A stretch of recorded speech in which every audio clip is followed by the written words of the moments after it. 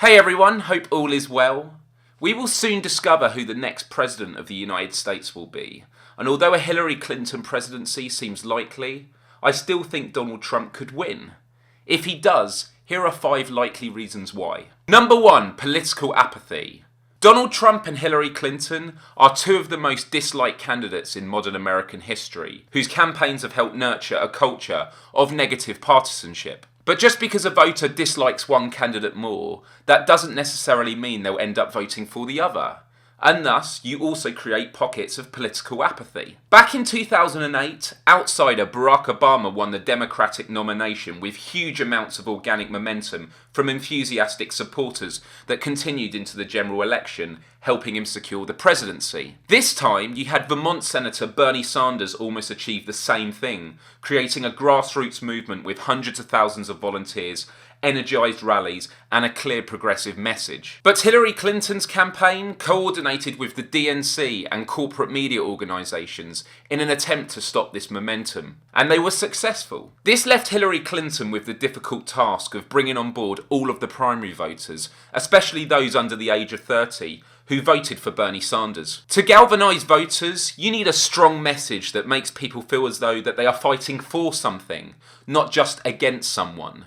Which brings us to point number 2. Number 2, this is a referendum on the establishment. There is only one change candidate out of the 2 main parties, and it's not Hillary Clinton. Change isn't always good though, but for some of those Americans craving such, Trump is their method of sending a message directly to Washington. Michael Moore describes him as a human Molotov cocktail, which makes sense because when you have people who feel ignored and left behind with nothing to lose, they may believe that by starting a fire, you get those at the very top to start paying attention as they are forced to turn on the sprinklers to put it out for everyone. The only problem is, if chaos ensues, it will be the working class and the most vulnerable sections of society that suffer most as a result. Donald Trump is seen by his supporters as being the anti-establishment candidate of this election, which is debatable.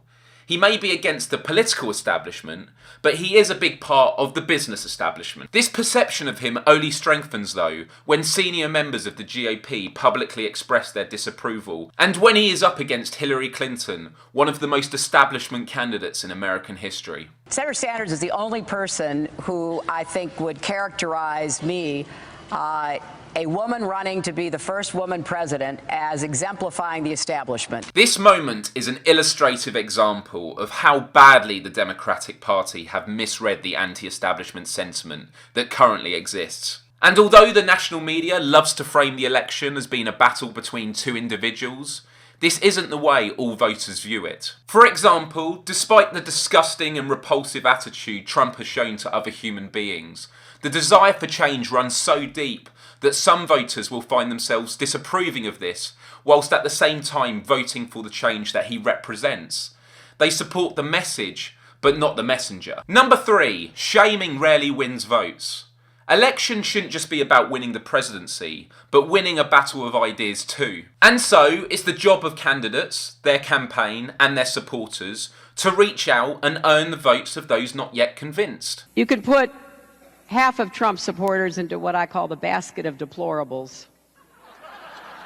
I haven't had a conversation with anyone who doesn't like Hillary where they've had anything meaningful to say. I will consider it a personal insult, an insult to my legacy, if this community lets down its guard and fails to activate itself in this election. Now, having said all this, why aren't I 50 points ahead, you might ask? Well, the choice for working families has never been clearer. Can I just say to the Bernie or bust people, you're being ridiculous. I feel sorry sometimes for the young people who, believe this. Right. They don't do their own research. I think if you vote for Hillary, you're a grown-up. Yeah. If you vote for Trump, you're a sucker. Right. If you don't vote for anybody, you're an asshole. Right. Just remember, there's a special place in hell for women who don't help each other. Even if your remarks feel totally justified, this kind of rhetoric is unlikely to bring new people to your side. Or worse, it makes them more likely to stay standing where they already are. Also, shaming voters creates an environment where people are less likely to vocalise what they really believe ahead of election day.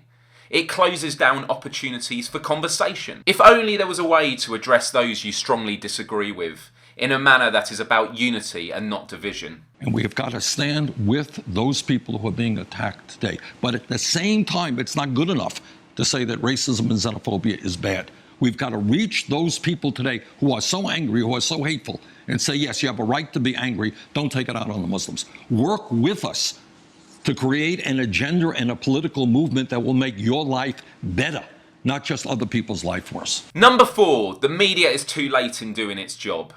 The corporate media often loves to build people up, only to tear them down again. It's great for ratings, and thus revenue. But after giving Donald Trump almost $3 billion in free advertising, they can't seem to stop him. Remember when his empty podium got more coverage than Bernie Sanders winning a primary? Donald Trump has taken advantage of the huge distrust that exists for mass media. I've already created a video highlighting 6 problems with the mainstream media that you should check out.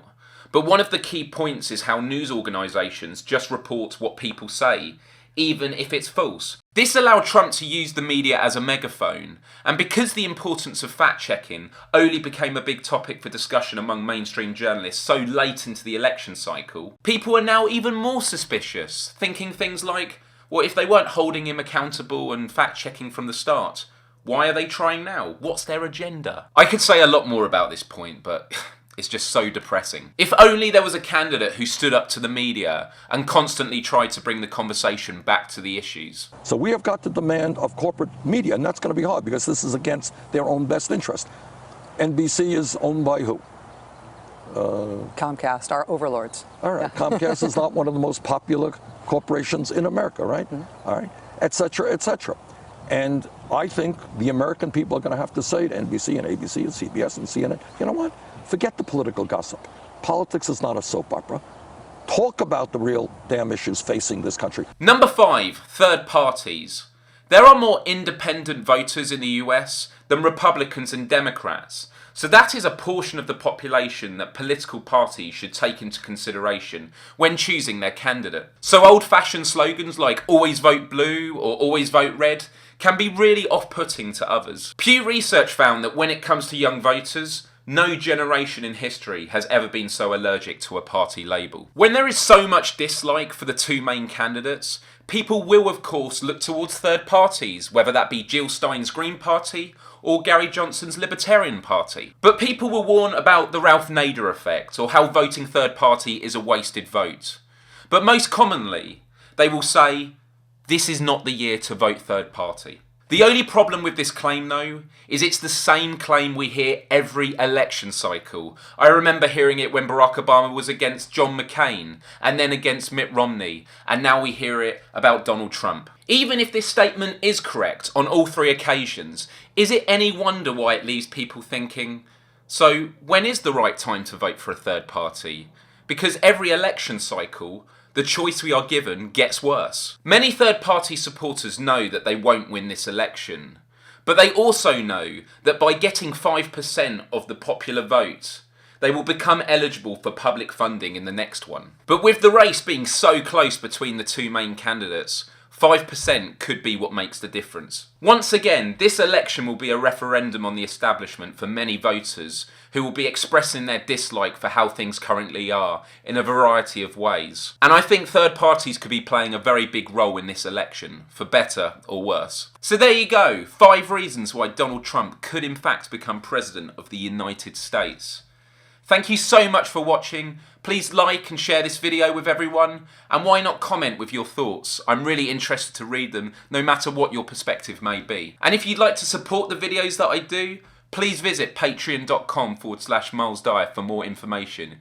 You can help me for as little as $1 a month. And on that subject, I'd like to quickly thank my amazing patron Lisa, who sent me this t-shirt from across the ocean.